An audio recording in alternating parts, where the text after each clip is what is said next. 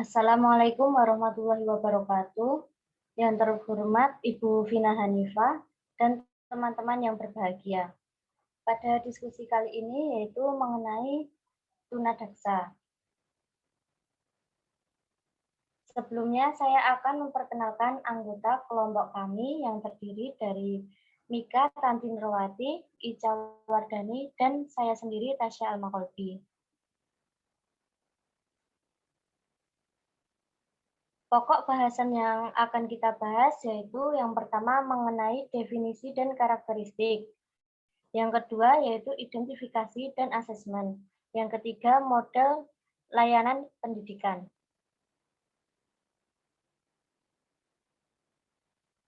Materi yang pertama akan dipaparkan oleh Mbak Ica Wardani. Silakan Mbak Ica. Baik, terima kasih Mbak Tasya. Untuk pembahasan pertama adalah definisi dan karakteristik.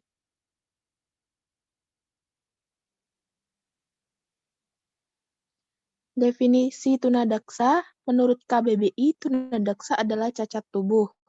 Menurut Karyana dan Widiawati, tunadaksa dapat didefinisikan sebagai penyandang bentuk kelainan atau kecacatan pada sistem otot, tulang, dan persendian yang dapat mengakibatkan gangguan koordinasi, adaptasi, mobilisasi, dan gangguan perkembangan keutuhan pribadi. Sedangkan menurut Suroyo, pengertian kelainan fungsi anggota tubuh atau tunadaksa adalah ketidakmampuan fungsinya disebabkan oleh berkurangnya kemampuan anggota tubuh untuk melaksanakan fungsi secara normal akibat tumbuhan yang tidak sempurna. Tunadaksa sendiri ialah suatu keadaan rusak atau terganggu sebagai akibat gangguan bentuk atau hambatan pada tulang, otot, dan sendi dalam fungsinya yang normal. Kondisi ini disebabkan oleh pembawaan sejak lahir atau pertumbuhan yang tidak sempurna, sehingga mengakibatkan tubuh menjadi kehilangan fungsinya.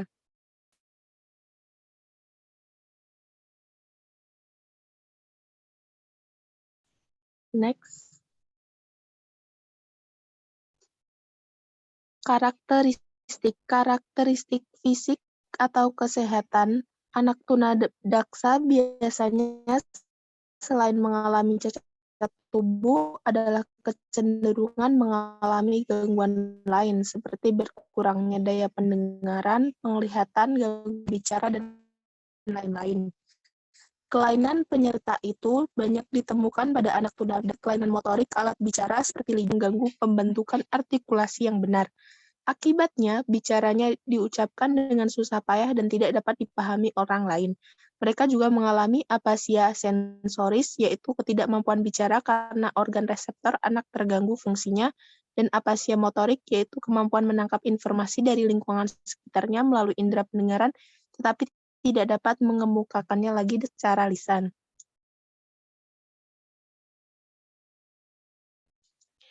Karakteristik sosial atau emosional. Anak tunadaksa bermula dari konsep diri anak yang merasa dirinya cacat, tidak berguna, dan menjadi beban orang lain, yang dimana mengakibatkan mereka malas untuk belajar, bermain, dan berperilaku salah lainnya.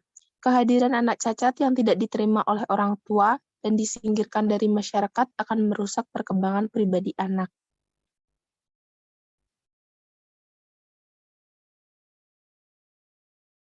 Untuk materi selanjutnya akan disampaikan oleh Mbak Mika. Kepada Mbak Mika, saya persilahkan.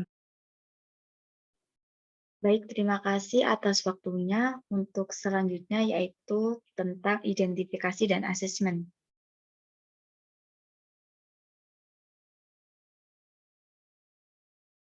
Yang pertama ada identifikasi dan asesmen pada aspek fisik anak tunadaksa. Aspek fisik merupakan potensi yang berkembang dan harus dikembangkan oleh individu. Pada anak tunadaksa, potensi ini tidak utuh karena ada bagian tubuh yang tidak sempurna.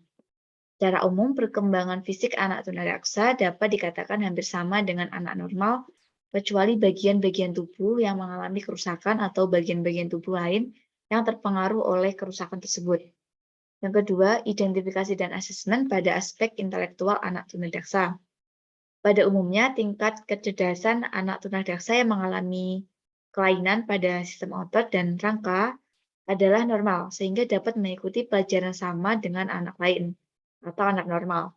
Sedangkan anak tunadaksa yang mengalami kelainan pada sistem cerebral, tingkat kecerdasannya merentang mulai dari tingkat idiot sampai dengan gift.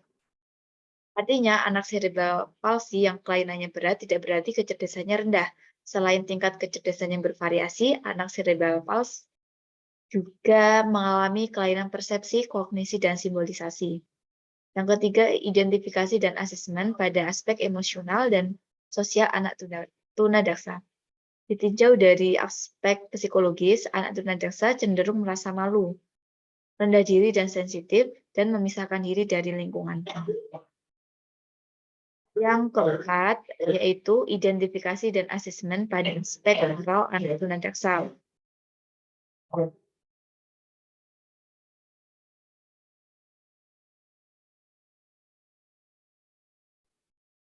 Perubahan moral yang harus dilakukan oleh anak tunadaksa adalah sebagai berikut. Yang pertama, tentang pandangan moral individu makin lama makin menjadi abstrak. Yang kedua, keyakinan moral lebih terpusat pada apa yang benar dan kurang pada apa yang salah.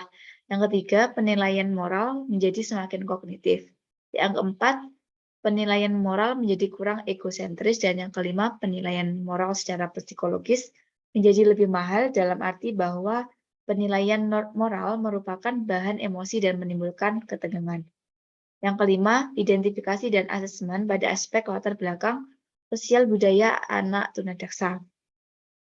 Faktor budaya menunjukkan pada sikap-sikap, nilai-nilai, kebiasaan-kebiasaan, dan pola perilaku yang menjadi ciri suatu kelompok sosial.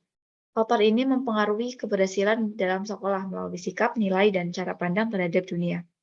Sebagai bagian dari budaya, latar belakang etnik juga mempengaruhi keberhasilan peserta didik melalui sikap dan nilai-nilai. Implikasinya, guru harus memahami peserta didiknya dengan yang pertama, berusaha mempelajari kebudayaan peserta didik yang diajarnya, dan berusaha menyadarkan peserta didik terhadap nilai-nilai dan keberhasilan orang-orang dari etnik dan budaya minoritas. Ditinjau dari aspek sosial, anak tunadaksa cenderung merasa malu, rendah diri dan sensitif, serta memisahkan diri dari lingkungan. Identifikasi potensi yang dimiliki anak tunadaksa. Anak tunadaksa dengan hambatan intelektual dengan gangguan fisik motorik yang memiliki kemampuan kecerdasan rata-rata sama dengan peserta didik atau peserta didik normal dan di atas rata-rata menggunakan kurikulum umum atau reguler dengan menambahkan pengembangan kompensatoris sesuai kebutuhannya. Secara akademik, mereka mampu mengikuti jenjang pendidikan yang sama pula dengan peserta didik reguler sampai di perguruan tinggi. Berikut contoh asesmen membaca lisan bagi anak tunadaksa, yaitu dengan daftar cek berbagai kesalahan atau kekeliruan dalam membaca lisan.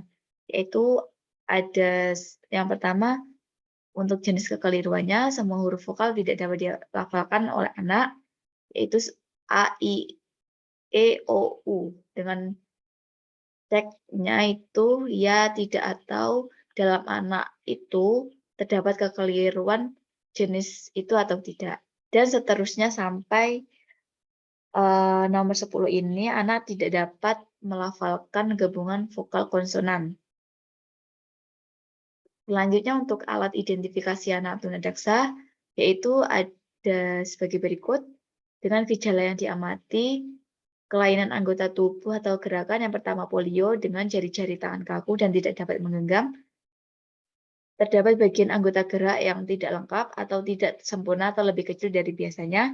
Terdapat cacat pada alat gerak, kesulitan dalam melakukan gerakan, dan anggota gerak kaku, lemah, lumpuh, dan layu. Sedangkan untuk cerebral palsy, yang pertama selain faktor yang ditunjukkan pada polio juga disertai dalam gangguan otak. Dan yang kedua, gerak yang ditampilkan kekakuan atau tremor. Untuk materi selanjutnya akan dibacakan oleh Mbak Tasya. Untuk Mbak Tasya, saya persilakan. Baik, terima kasih atas waktunya. Materi yang ketiga yaitu mengenai model layanan pendidikan. Next. Sekolah khusus berasrama. Model ini diperuntukkan bagi anak tunadaksa yang derajat kelainannya berat dan sangat berat. Selanjutnya yaitu sekolah khusus tanpa asrama. Model ini dimaksudkan bagi anak tunadaksa yang memiliki kemampuan pulang pergi ke sekolah atau tempat tinggal mereka yang tidak jauh dari sekolah. Selanjutnya yaitu kelas khusus penuh. Anak tunadaksa yang memiliki tingkat kecacatan ringan dan kecerdasan homogen dilayani dalam kelas khusus secara penuh. Selanjutnya yaitu kelas reguler dan khusus.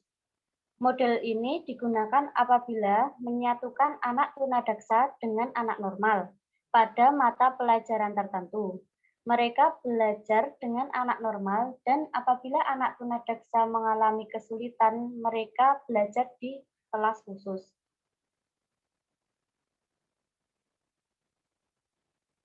Next.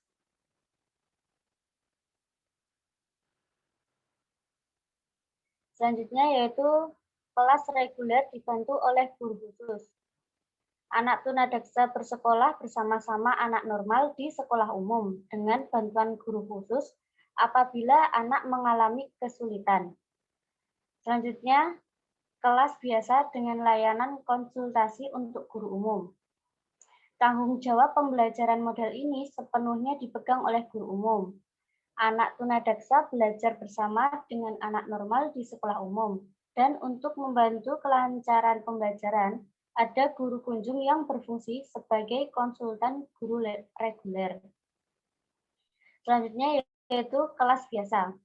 Model ini diperuntukkan bagi anak tunadaksa yang memiliki kecerdasan normal, memiliki potensi dan kemampuan yang dapat belajar bersama-sama dengan anak normal. Baik, demikian tadi presentasi kelompok kami. Mohon maaf atas kekurangannya dan terima kasih untuk perhatiannya. Wassalamualaikum warahmatullahi wabarakatuh.